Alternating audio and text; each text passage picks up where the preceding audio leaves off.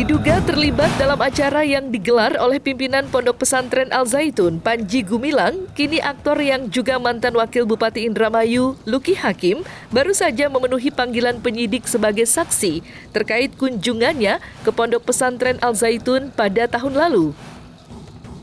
10 jam menjalani pemeriksaan, Luki yang datang mengenakan batik lengan panjang secara terbuka menyampaikan bahwa dirinya siap kooperatif dan menunjukkan beberapa bukti terkait keterlibatannya di saat mendatangi pondok pesantren milik Panji Gumilang itu.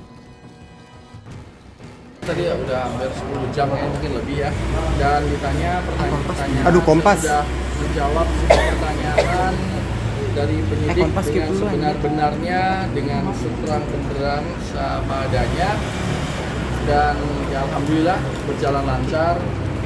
Saya punya keyakinan betul bahwa di sini Mabes Polri akan benar-benar menangani kasus ini sebaik-baiknya, seadil-adilnya.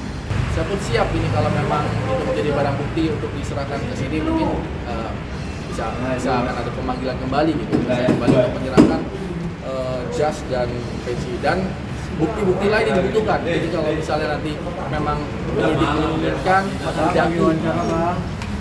menghendaki untuk ada bukti-bukti lain yang perlu saya serahkan, akan saya serahkan.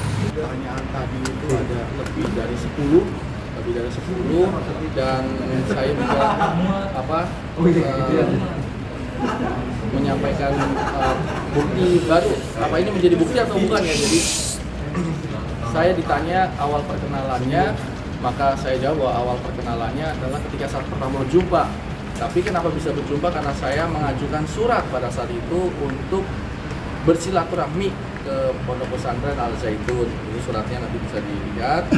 Surat dari Luki Hakim Center pada saat itu saya meminta Ketua LHC Pak Carmadi, orangnya juga ada di atas, untuk menyurati Pondok Pesantren Al Zaitun karena saya ingin bertemu, ini silaturahmi. Nah, ini suratnya tertanggal Jumat 29 Juli 2022. Jadi ini membuktikan bahwa yang beredar video-video itu adalah memang tahun lalu saya memiliki jabatan wakil bupati pada saat itu. Tapi saya katakan bahwa yang ingin ketemu waktu itu adalah saya selaku dari Luki Hakim Center. Jadi pribadi, tapi tetap jabatannya kan melekat. Jadi ya sudah saya terangkan bahwa pada hari itu adalah tahun lalu, dan video tentang sholat berjamaah Idul Fitri yang softnya bercampur itu saya tidak ada di situ. Jadi yang penting saya sudah sampaikan pertanyaan bahwa ketika sholat berjamaah saya tidak di situ karena saya tidak sholat Jumat di situ dan saya tidak sholat di Masjid Rahmatan lil Alamin, baik itu Idul Fitri, Idul Adha ataupun sholat-sholat yang lainnya. Jadi saya tidak pernah melakukan ibadah sholat di masjid itu dengan saf yang bercampur.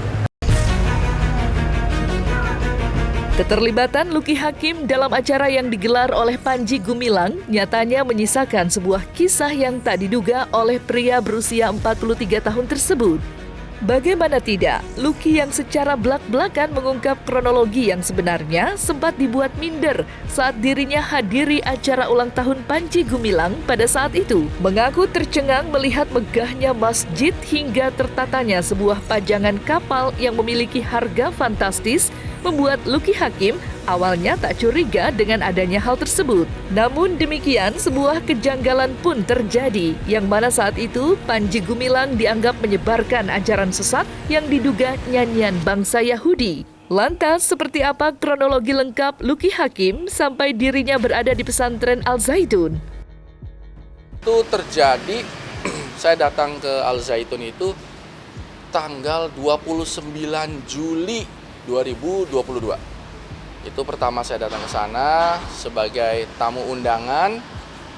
Waktu itu saya sebagai wakil kepala daerah diundang. Kenapa bisa diundang? Karena sebelumnya saya mengirimkan surat melalui Luki Hakim Center, kayak semacam lembaga yang saya miliki, mengirimkan surat untuk bersilaturahmi karena ingin melihat di dalam Al Zaitun itu ada apa.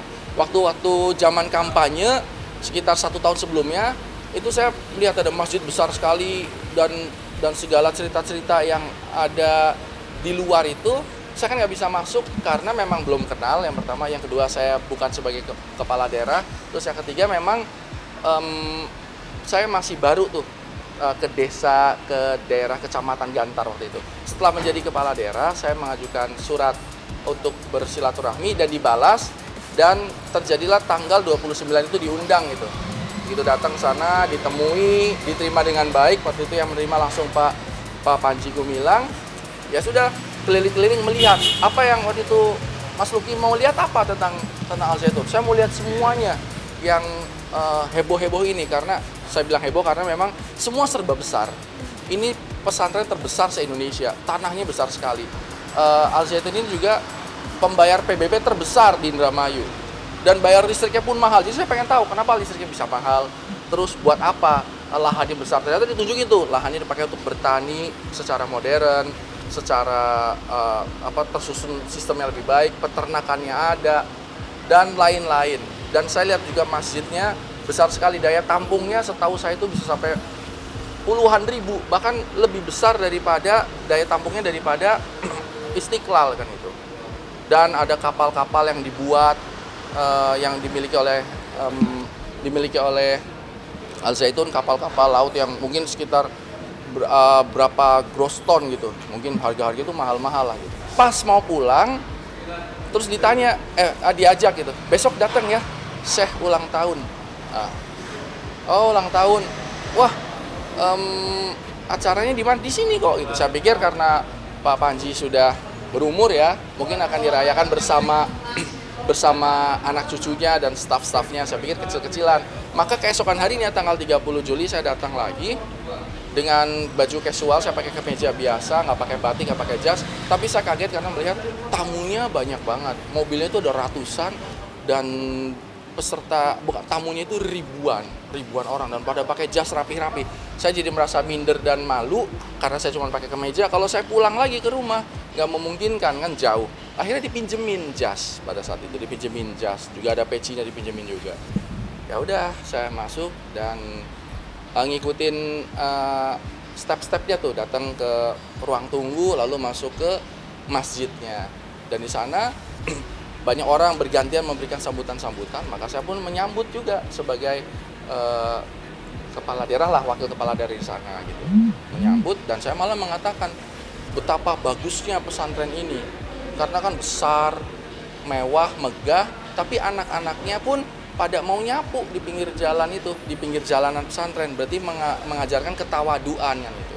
Terus mengajarkan ilmu, bukan agama saja tapi juga ilmu bagaimana bisa menjadi wirausaha. Saya memberikan testimoni-testimoni di situ. Pas sudah terakhirnya baru Pak Panji Gumilang itu memberikan sambutan terakhir kan. Dan di sini saya mulai merasa ada hal yang berbeda. Berbeda karena setelah Assalamualaikum, Pak Panji bilang bahwa saya akan mengajarkan salam yang bukan hanya Assalamualaikum saja dalam bentuk bernyanyi. Saya bingung gitu. Ya, saya dulu atau kecil yang ngaji juga kan, ngaji lah, ikut TPQ dan lain-lain kan gitu, baca Iqra, ngaji. Tapi ini baru pertama nih, saya tahu nih ada hal yang baru.